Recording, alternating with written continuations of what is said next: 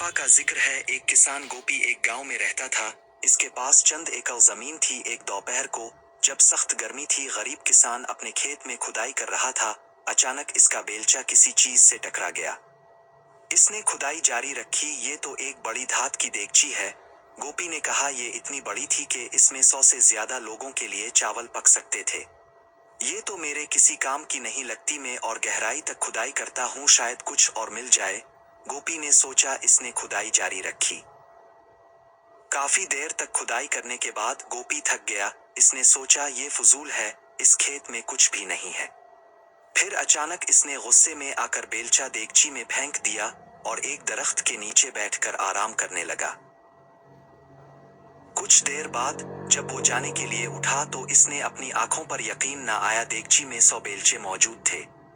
ये तो एक जादुई देगची है। जब गोपी ने अंडा देगची में डाला तो हैरत से देखा कि इसमें 100 अंडे हो गए थे। गोपी ने देगची को अपने घर एक खुफिया जगह पर रख दिया ताकि किसी को इसका इल्म ना हो। फिर गोपी ने इस देगची में बहुत सी चीजें डालें और हर चीज 100 गुना बढ़ गई। इस देगची की मदद से वो एक अमीर आदमी बन गया। बादशाह को इस देगची के बारे में पता चला। वो एक लालची बादशाह था और इसे देगची की हकीकत जानने का शौक हुआ। बादशाह ने सोचा, मैं मालूम करना चाहता हूँ कि ये देगची कितनी कीमती है। अगर ये वाकई कीमती है तो ये बादशाह के खजाने में होनी चाहिए।